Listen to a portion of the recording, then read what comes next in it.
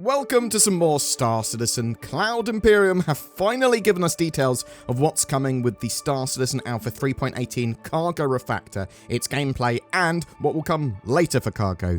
We also have a look at the evolving RaStar tool, which is used to build outposts and structures around the verse, and Cloud Imperium use it to populate the verse with content, and eventually this will be used for player bases too. Star Citizen Alpha 3.18 will have a cargo refactor, starting to move away from the simple version of cargo they previously had towards a much more in-depth simulation. The heart of this is physicalization of commodity cargo though, so this is what the first step's going to be. Currently commodities are bought and automatically loaded into your ship in blocks, and then you can go off and sell it elsewhere. There is no real handling of cargo, little choice, and minimal gameplay. Only 1/8 size SCU cargo boxes can be moved by hand, which is not great. When a ship explodes with cargo in it, then a percentage, like 50-40% of the cargo sort of explodes out of it in these 1/8 size SU boxes. This is sort of generated so that you can loot them, but it's more of a bodge job. So, as part of this cargo refactor in 3.18, larger 1 SU boxes can now be picked up with tractor beams. They are all individually, they're in entities, they all exist, they're not just like a block of cargo. This means that when a ship's destroyed, the cargo will be dropped, and this is going to be in a much more sensible way. It doesn't sort of like automatically generate 1/8 size boxes. It's actually the 1 SCU boxes that were previously stacked there, and this is also tracked with the persistent entity streaming system. It's not faked. Between 0 and 90% of the cargo will remain after a ship explodes. So you might blow up a ship and get very little cargo. You might get a huge amount of the cargo remaining, sort of bear that in mind. The ability to move cargo and larger boxes is incredibly important for expanding out the economy and Star Citizen cargo gameplay, and having commodity cargo now as its own physicalized entity is fantastic. This will allow for much better piracy and looting gameplay too, even in 3.18. There's also a new commodity kiosk with this overhaul and rework, so this much more clearly states what cargo you have, what the shop will accept, what it's selling. This also shows your remaining cargo space at a glance. It's just a much simpler, better looking system. There's a lot more cargo gameplay coming after 3.18 as well, so Cloud Imperium are working on manual loading and unloading of cargo at landing zones and stations, as well as automatic facilities for that as well. We know that Cloud Imperium want times and costs associated with loading and unloading of cargo, so that's all part of that. Big box cargo missions are also being worked on. That will make cargo ships much more important in the game too, and markedly different from just delivery box missions that we have in game at the moment. Something pretty exciting for the future too. Cloud Imperium plans to have an interim solution for even better looting on the way towards physical components and damage. They are going to allow ships to have their husks persisting after they're destroyed or damaged or whatever.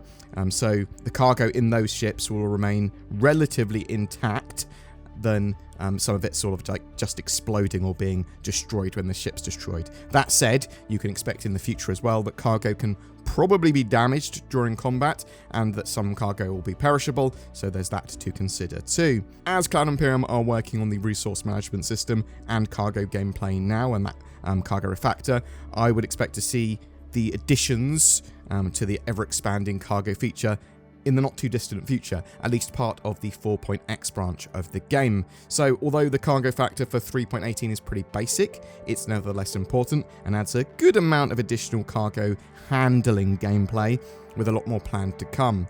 But whether it's looting and piracy, or a collection of your goods after like a terrible disaster's happened, your ship's exploded, you want to go back and pick up all the stuff, the updates to cargo are welcome.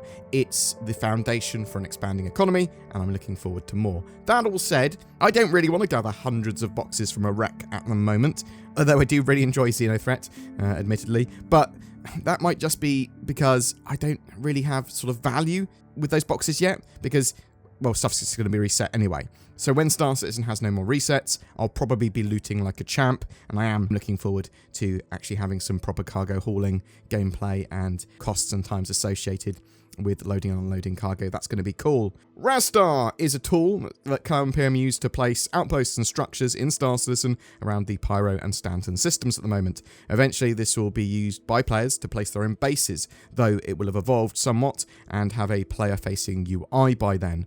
RaStar allows for devs at Cloud Imperium to much more easily edit and place outposts than the old prefabbed approach. Placement of buildings will automatically adjust to the biome and topology of the landscape, so they don't have to worry about land being taller, higher, little dips and all that sort of stuff. The system accommodates that. The modular editing of this then allows for highly customizable and detailed outposts with a huge amount of variance, and obviously artists can go in and change a lot of this stuff very easily. This means a lot of gameplay, exploration, missions and landing zones for players, and all of these should be very interesting as locations rather than being all looking exactly the same. They also suggest that this will be used for other structures potentially in space at some point too, so probably for building out space stations, and I would expect them to use it for all placement of modular structures underground and stuff like that as well, probably.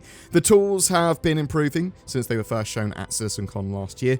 They can combine other editing tools with RaStar easily now. This is all working with the latest streaming object containers and persistent entity streaming tech too. The server can also load and despawn these locations on demand when necessary, just to save on sort of server performance and all that sort of jazz.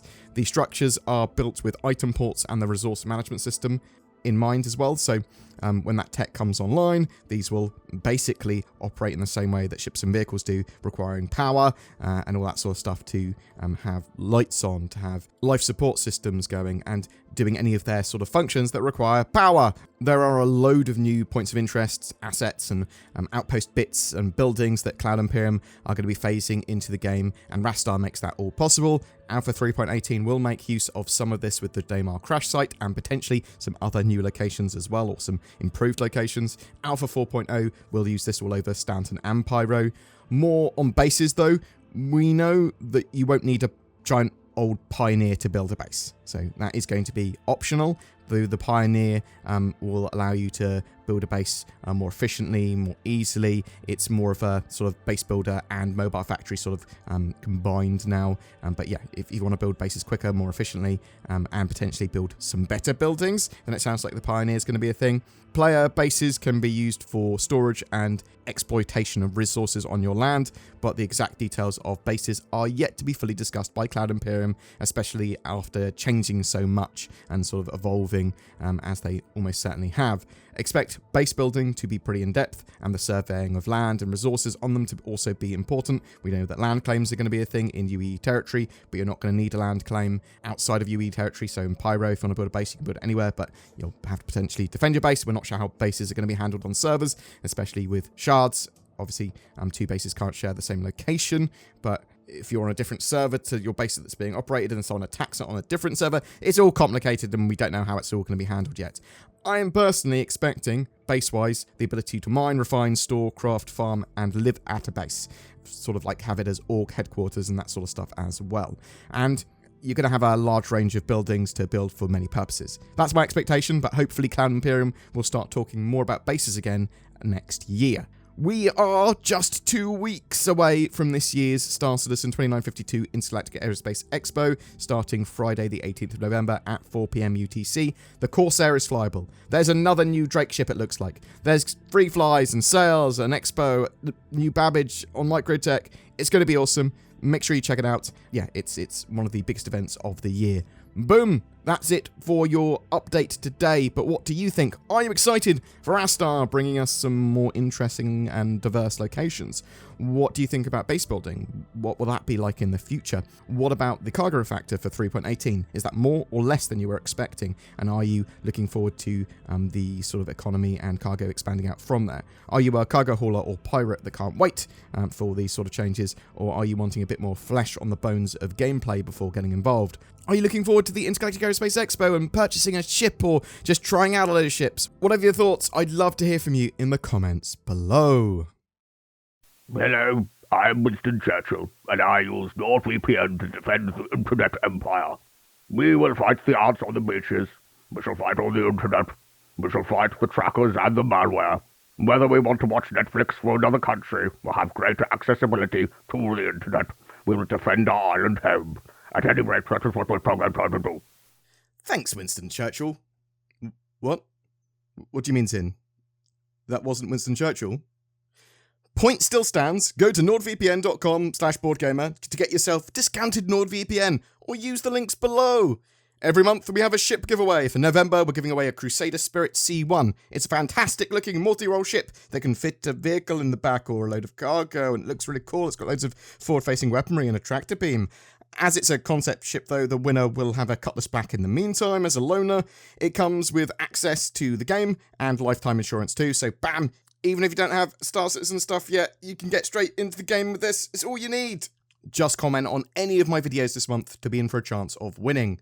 A massive thank you to everyone that has used the join button under my videos to become a channel member and my Patreons. You guys are awesome. It really does help the channel. Please consider becoming one of those lovely people too. Thanks for watching, and I'll see you in the verse.